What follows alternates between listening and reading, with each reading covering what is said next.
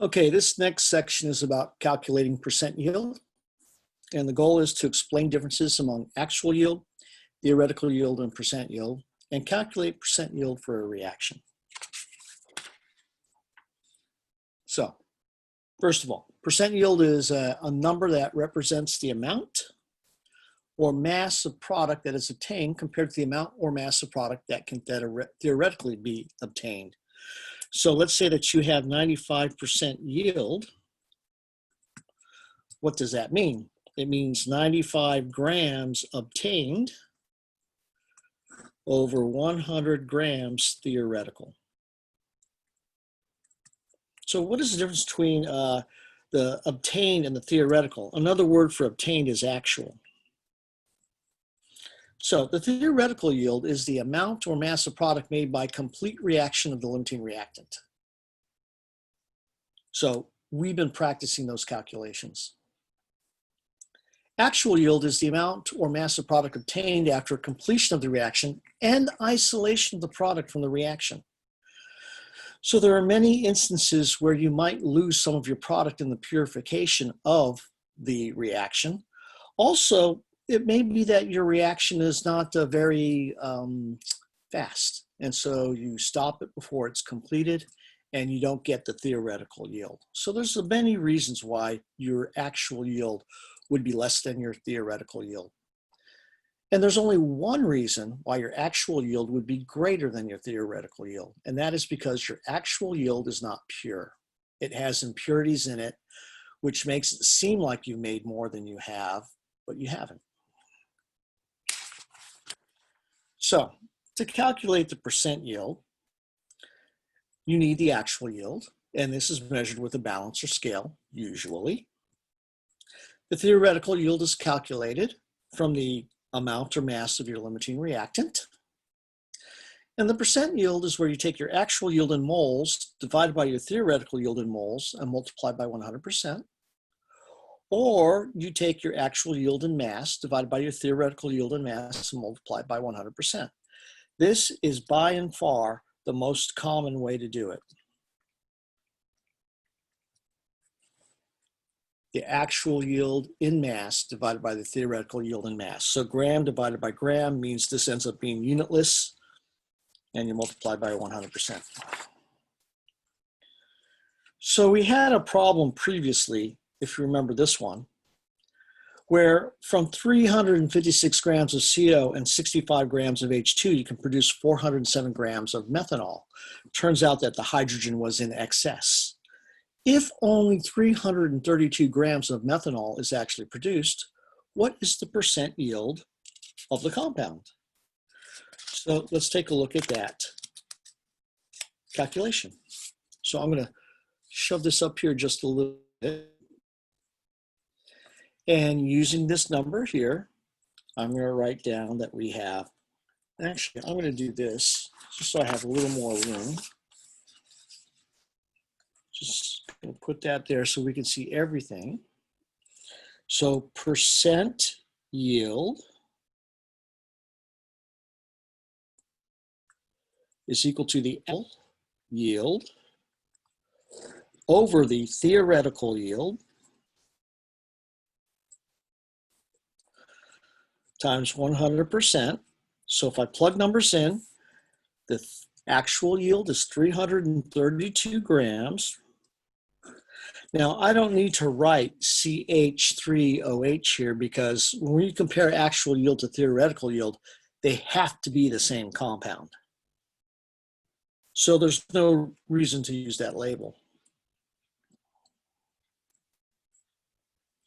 Okay, so let's see what we get here. It looks to me like this is going to be like an 80% yield.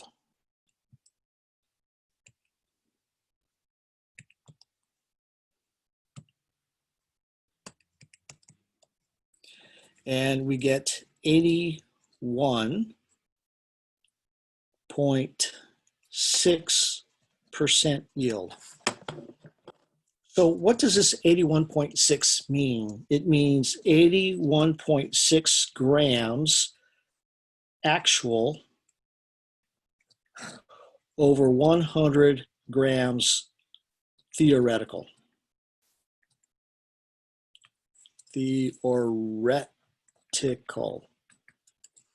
Okay, that's the way to think about the 81.6. Remember, percentage always means that number over 100.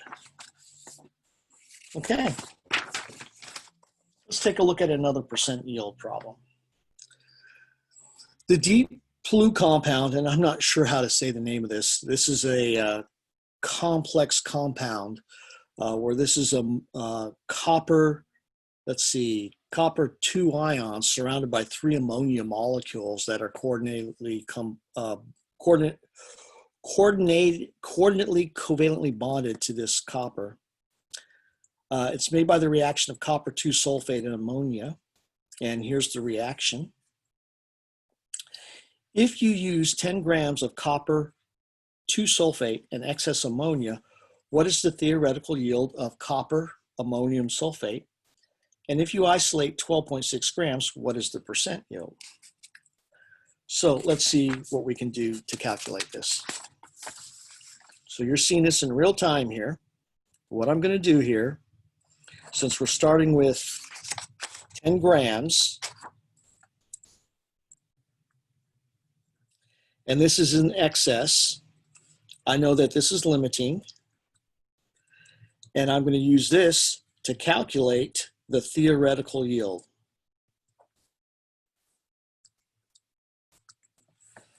And so here's the way it's going to look. We're going to start off with 10.0 grams of copper 2 sulfate times 1 mole of copper 2 sulfate per a certain number of grams of copper 2 sulfate. I need to figure out the molar mass. And then times 1 mole of this complex to 1 mole of copper 2 sulfate, and then times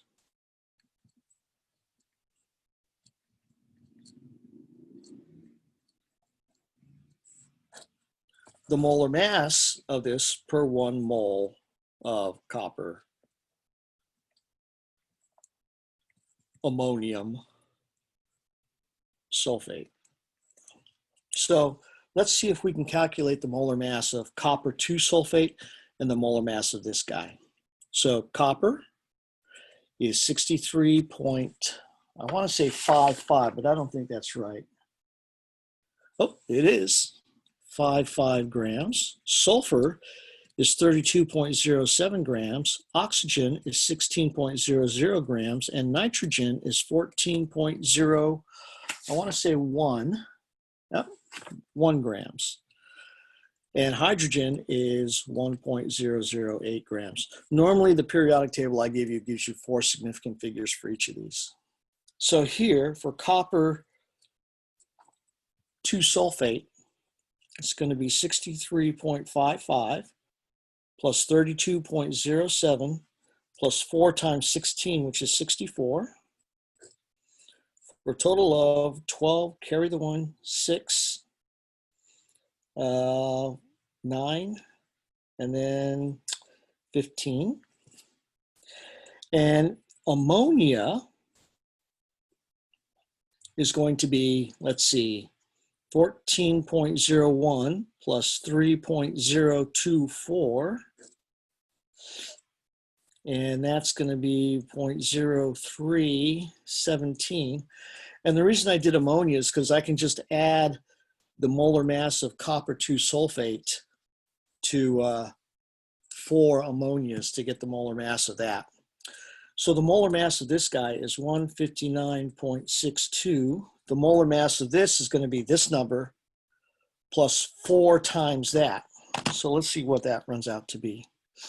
159.62 plus 17.03 times 4, and I get 227.74 grams.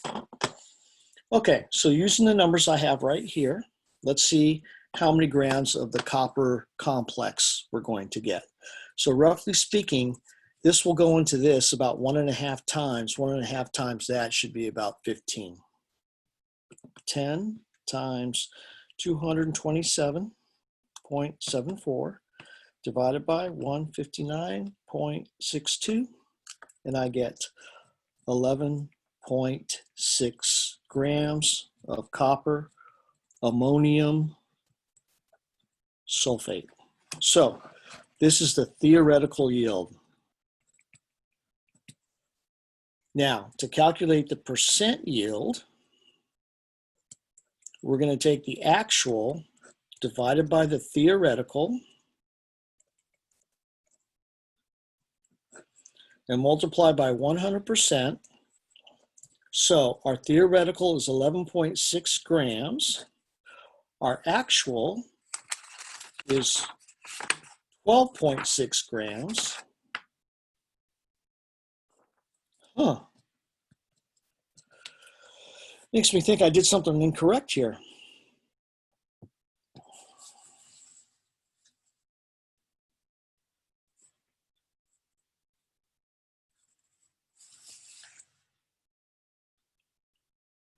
Let's see if I did the calculation here correctly, because this is bothering me a little bit. 10 times 227.74 divided by 159.62. I must have put something in wrong to this calculation, because now I get 14.3. So when we correct this, we get 14.3 grams. I should have figured out that this was wrong, because when I did my estimate, I said it's going to be around 15, and I got 11.6 trusting my calculator, which is always a mistake. Don't trust your calculator. Kind of think it through. Okay, so 12.6 over 14.3 times 100%, and let's see what we get.